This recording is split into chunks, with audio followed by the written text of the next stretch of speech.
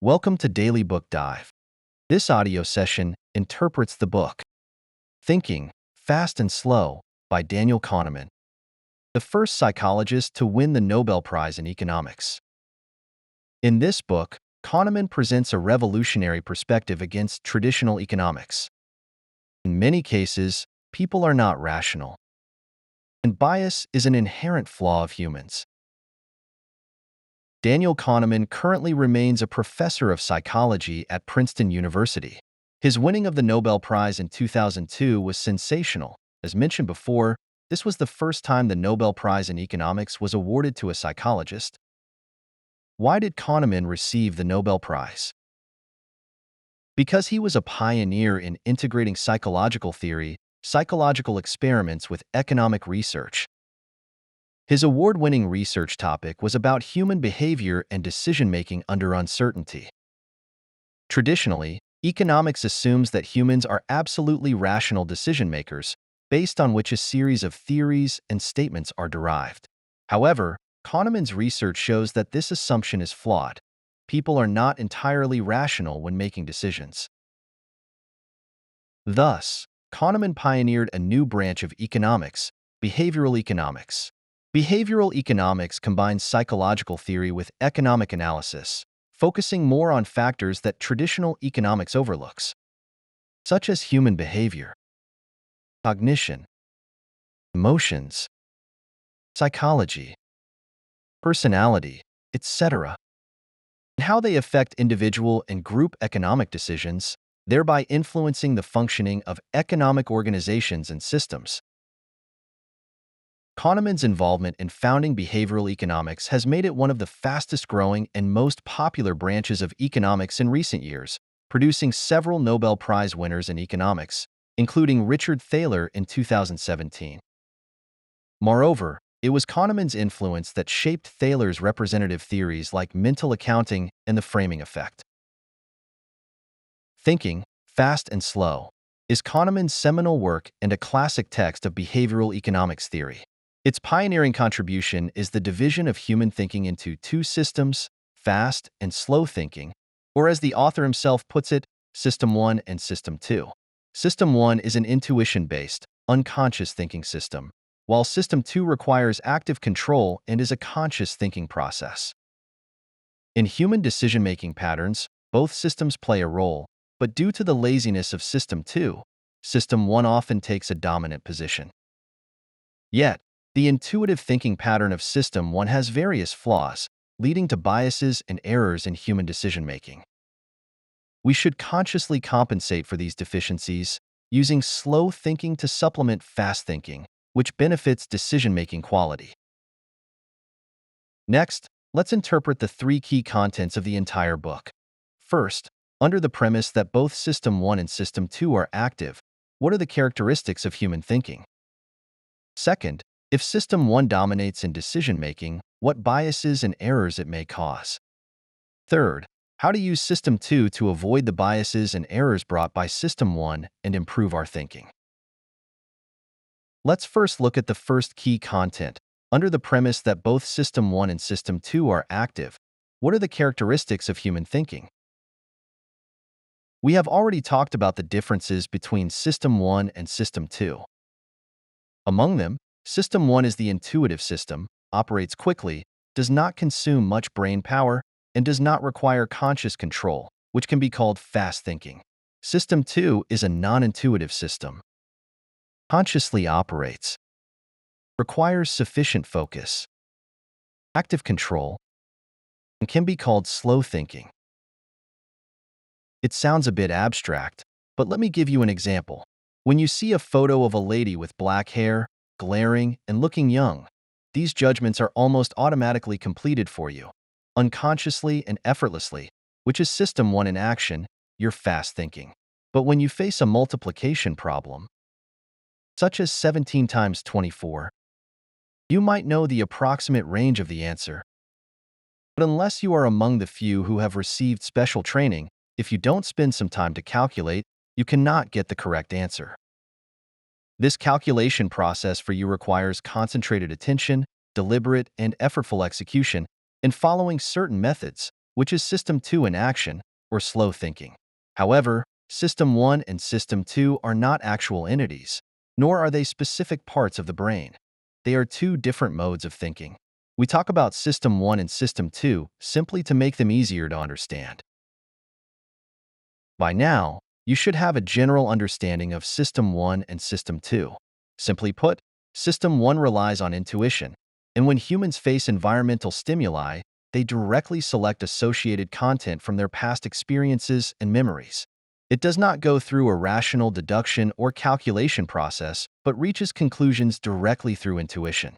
For example, if there are two words on paper, banana and vomit, within a second or two of seeing these words, your mind might recall a memory of vomiting after eating a banana. This automatic discomfort is your System 1 at work. Whereas System 2 relies on rationality, deliberately slows down the pace, uses deliberate deduction or calculation, and reaches conclusions through certain methods. Every person's thought process is the result of cooperation between System 1 and System 2. Think about it. When you are alert and energetic, both System 1 and System 2 are active. System 1 continuously provides information to System 2, such as impressions, feelings, etc. Under normal conditions, System 2 just slightly adjusts or makes judgments according to System 1's suggestions. But when System 1 encounters obstacles, it will seek help from System 2's rational thinking, which is what Kahneman meant when he said that when intuition encounters trouble, rationality steps in to resolve it. For example, while driving, you follow road signs, avoid vehicles and pedestrians, turn on the turn signal when turning. All these are fast thinking of System 1, completed quickly through intuition. But when you arrive at an unfamiliar intersection and need to choose between different branches, you tend to slow down and let System 2's slow thinking intervene, searching for effective information on road signs or checking the map to make a judgment. A perfect journey is a perfect collaboration between System 1 and System 2. However, Kahneman has proven through various psychological experiments that subjectively, you often feel you are rational and that rationality is controlling your decisions. But in reality, System 1 is the basis for your actions, and most of your behaviors are completed unconsciously under the guidance of System 1. What is the reason behind this? This is because System 2 requires focused attention, but the human brain is naturally lazy and reluctant to expend this attention. Under this laziness, System 2 often unconditionally accepts the intuitive judgments of System 1. The intuitive fast thinking of System 1 thus becomes the true master of people's decisions and actions, especially when people are low on energy, making System 2 even weaker. The book mentions an experiment where officials had to review prisoners' bail applications, and the success rate was highly dependent on whether the officials had eaten. If the review occurred after a meal, the approval rate was as high as 65%, almost double the average rate. The lowest approval rate occurred just before meal times. At that time, the officials were hungry and tired, lacking the energy to make serious judgments, leading directly to a rejection of the bail application. Okay, the above is the first key content I've shared with you. Every person's brain has both System 1 and System 2. For everyday issues, System 1 can make intuitive judgments. For complex issues, System 2 needs to play a role in rational, slow thinking to solve problems. System 1 and System 2 are in a state of cooperative division of labor. If a reasonable division of labor and cooperation can be achieved, human thinking will be more effective. However, as we mentioned before, System 2 often fails to timely intervene due to its laziness, or directly adopts the intuitive thinking results of System 1, leading System 1 to dominate the entire thinking process. The inherent flaws of System 1 can lead to biases and errors in the thinking process. Next, let's share the second key content. If System 1 dominates in decision-making, what biases and errors can it cause? Kahneman conducted a very systematic and in-depth study of biases and errors caused by intuition, which is also listed in the book with numerous phenomena. The most typical are 3 preferences and 4 effects. which we call the 7 deadly sins of System 1. You don't need to remember these 7 sins. Just follow along as I introduce them and see if you also have such habits in your daily thinking. Let's discuss them one by one. The first is representativeness bias, where people excessively focus on typical events and ignore the underlying probabilities. For instance, there is an experiment where you were told about a person reading the New York Times in the New York subway, and then you are asked to guess her education level. Does she have a PhD? Or does she not even have a college diploma? The experimental results show that most people, without thinking, choose the PhD option, a judgment based on representativeness bias. However, statistically, this answer is definitely unwise. Because in a population, the difference between people with a PhD and those without a college diploma is significant. Yet, System 1's excessive focus on the typical feature of reading a newspaper can easily make you overlook the base rate, leading to bias caused by representativeness. Another example is the famous Linda experiment. Experimenters first create a fictional female character named Linda, then begin describing her. She cares about social discrimination issues, she has participated in anti-nuclear demonstrations, etc. Then volunteers are asked to judge Linda's identity. Regarding her identity, there are 2 options. One says Linda is a bank teller, and the other says Linda is a bank teller and also actively participates in the feminist movement. Logically, the first option is more probable, but the results show that more people choose the second option. This is because people prefer to choose options with more typical features and richer details, ignoring a statistical principle that the more features there are, the lower the probability. Next is the second sin, availability bias. If something is more easily recalled, people think it is more likely to happen. For example, if you watch the news and find that there was a plane collision last month, you are more likely to choose to drive or take a train for long trips. If you rely on rationality, you should seriously calculate the accident rates of various transportation methods. Interestingly, those who maximize the effectiveness of availability bias are not scientists or politicians, but terrorists. Let's talk about the third sin, causality bias. System 1 has a characteristic. It likes to explain things in terms of cause and effect. Is its explanation reasonable? Not necessarily, and this is especially likely to cause bias in 2 situations. The first situation is explaining random events in terms of cause and effect. For example, during World War II, Germany launched V-1 rockets to attack London. Londoners found that the explosion points varied in different areas. Many believe that areas without explosions must be hiding German spies. However, rigorous statistical analysis showed that the distribution of explosion points was a typical random event. The second situation is when people explain the results of regression to the mean in terms of cause and effect. Regression to the mean is a basic statistical principle, meaning that each performance tends to regress toward the average level. For instance, in a high-altitude skiing competition, if an athlete performs a perfect move this time, they are likely to make a mistake the next time. However, System 1 lacks an intuitive understanding of statistical principles and always wants to explain things in terms of cause and effect. If the next performance is poor, you might think the athlete was already leading, so they were particularly nervous and underperformed.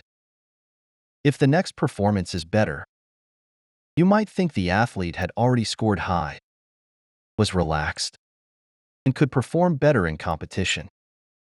Such judgments often have no factual basis, but are just your brain system 1 automatically generating cause and effect explanations.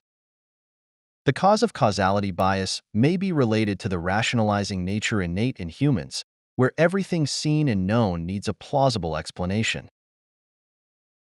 Having discussed causality bias, let's talk about the fourth sin, the halo effect, which refers to how initial information about something can affect your overall judgment and understanding of it. American psychologist Solomon Asch conducted a very classic experiment. He assumed 2 people, Alan and Ben, and described them with a set of words, then asked volunteers to evaluate these two individuals' personalities. For Alan, positive words were placed at the beginning, such as intelligent, hardworking, followed by negative words, such as impulsive, critical, stubborn, jealous. For Ben, the same words were used, but the order was reversed, with negative words at the beginning and positive words at the end. The result was that volunteers all thought Alan was a good person and Ben had issues. Moreover, you would also make explanations in your mind, thinking that Alan is primarily an intelligent person, and intelligent people have reasons to be stubborn. Even this kind of stubbornness is respectable. Ben is primarily jealous and stubborn. The smarter such a person is, the more dangerous you think they are. Actually, the only difference between the two is the order in which you learned about them, with System 1 being primed by the first information it received, leading to the biases caused by the halo effect. Next, let's talk about the fifth sin, anchoring effect, which refers to estimating a reference answer for an unknown item before assessing it, called the anchor value, then adjusting from there. The problem is, when you estimate the reference answer, you are influenced by various external factors, often inaccurately. And even if you adjust afterward, there can be huge assessment errors. Let me give you another experiment. Experimenters asked museum visitors two questions. First, is the tallest sequoia tree higher than 1,200 feet or lower than 1,200 feet? Second, how tall do you think the tallest sequoia tree is? The 1,200 feet mentioned in the first question influences the visitors' minds, becoming the anchor value for their answer to the second question. Under this anchor value, the average answer to the second question from visitors is 842 feet. If the number in the first question is changed to 180 feet, the average answer to the second question from visitors becomes 282 feet. It is the change in the anchor value that causes a huge shift in visitors' judgments. Having discussed the anchoring effect, let me introduce the sixth sin, the framing effect, which refers to how different descriptions of the same issue can lead to completely different decision-making judgments. For example, when describing the survival situation of patients after surgery, there are two methods. The first says the survival rate within 3 months after surgery is 90%. And the second says 10% of patients die within 3 months after surgery. These two descriptions only differ in phrasing, but actually mean the same thing. However, experiments show that both medical professionals and the general public feel the first method is better. The halo effect, anchoring effect, and framing effect we discussed earlier collectively illustrate one issue. Human System 1 is a system with a primacy bias, where the first input information can dominate the judgment. Whether it's the first impression, a preset reference value, or the words and rhetoric used in the description, all greatly influence our judgments. Finally, let's talk about the seventh sin, the endowment effect, which means that once you own an item, you tend to value it more highly. Let's look at the famous mug experiment. Experimenters randomly distributed mugs as merchandise among students, then let students trade freely. It turned out that few transactions were successfully completed because the mug buyers and sellers had very different valuations of the mugs.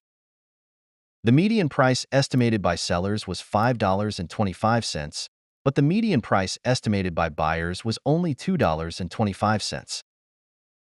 The scholar who first designed this mug experiment is another behavioral economist, Richard Thaler, and the concept of the endowment effect was also first proposed by him. The endowment effect can be explained by prospect theory, which is Kahneman's theoretical contribution. According to prospect theory, most people have different risk preferences when facing gains and losses. When facing gains, you are cautious and unwilling to take risks. Conversely, when facing losses, you are unwilling to accept them and become prone to taking risks. Comparatively, your sensitivity to losses and gains is different, with the pain experienced during losses far exceeding the joy gained from gains. To put it simply, the joy of finding $100 cannot offset the pain of losing $100. We've talked about these 7 sins, which are inherent characteristics of human thinking patterns. Under their influence, your fast thinking and intuitive judgments can lead to judgment errors and biases. With this understanding, the traditional economic theory of rational agents cannot stand, meaning it is difficult to simply set humans as rational decision-making economic agents anymore. We can make a more accurate explanation of economic phenomena in daily life. For example, when merchants adjust product prices, should they directly reduce prices or offer discounts? According to traditional economic theory, if the price after a reduction or discount is the same, it should not affect consumers' decision-making. However, experienced merchants know that generally, the effect of offering discounts is much better than directly reducing prices.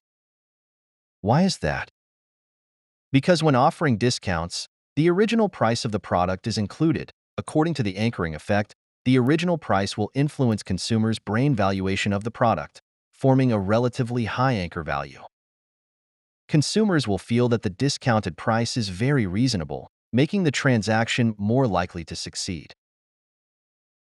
However, for all of us, what is more meaningful is how to avoid biases and judgment errors as much as possible, improving the quality of judgment and thinking. Next, let's talk about the third key point: how to avoid the biases and errors brought by System 1 and improve our thinking. Since biases and errors are often related to the dominant position of System 1, solving the problem is theoretically simple. Slow down thinking, actively activate System 2, and rationally verify the intuitive thinking results of System 1, compensating for the deficiencies of System 1 and reducing biases and errors. Activating the lazy System 2 can be done through self-reminders or external reminders, using methods such as pre-mortem and water cooler discussions to better engage System 2. Kahneman taught us a trick called pre-mortem. Although the name sounds a bit grim, it is just a conscious method of activating System 2 and initiating slow thinking and collective decision-making. That is, when making decisions about something, first assume that this thing will fail in the future, then each person writes down the possible reasons for this failure according to their understanding and sorts them by importance and probability. This can prevent these factors in advance, improving the success rate of the work. Kahneman also has another trick called water cooler chit-chat, which is to let decision-makers go to a more relaxed environment, such as next to the office water cooler, to listen to casual comments and criticisms before making decisions. Facing these criticisms is not easy, but it is easier than summoning the courage to criticize oneself. Whether listening to others' idle talk or self-reflecting and self-criticizing, the goal is the same: to slow down thinking, get System 2 running, and avoid the biases and errors that System 1's intuitive thinking and fast thinking might bring. Alright, that's about it for the content of this book. Let's briefly summarize the key points shared with you. First, we talked about the dual system thinking mode of humans, where System 1 is the intuitive system, operating unconsciously, producing fast thinking. System 2 is the non-intuitive system, requiring active control, maintaining sufficient focus, and producing slow thinking. Everyone's thinking is a mix of System 1 and System 2, with the two systems cooperating with each other. Through learning, System may second convert to System 1. But in reality, due to the laziness of System 2, System 1 often becomes the dominator of thinking and decision-making. Then, we discussed what biases and errors System 1 can cause when it dominates decision-making. The intuitive fast thinking of System 1 can lead to representativeness bias, availability bias, causality bias, etc. 3 types of biases: and the halo effect, anchoring effect, framing effect, and endowment effect. 4 types of effects, causing biases and errors, making the traditional economic theory of rational economic agents ineffective and posing risks to our thinking and decision-making. Finally, we talked about how to avoid the biases and errors brought by System 1 and improve our thinking. It is necessary to slow down thinking, actively activate System 2, and rationally verify the intuitive thinking results of System 1, reducing biases and errors. Activating the lazy system 2 can be done through self-reminders or external reminders, using pre-mortem and water cooler chit-chat methods to better engage system 2. Okay, that's about all for this book. I hope that after listening to this, your understanding of rationality and irrationality has changed somewhat.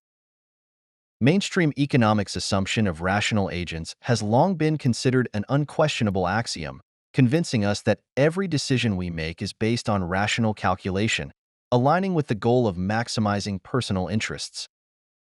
But behavioral economics tells us that rationality is not so reliable, and our decision-making process is actually full of biases and fallacies, even self-deception. Lastly, I'll end with a quote from the 2017 Nobel Prize winner in economics and behavioral economist Richard Thaler about this book. Hurry up and buy it. Read it slowly. This book will change the way you think, and after reading it, your views on work, the world, and your own life will change. That's the essence of this book. Click the description below the video to find the link to the book we've prepared for you. Welcome to read it. You can also share this book with your friends. Congratulations, you've finished another book.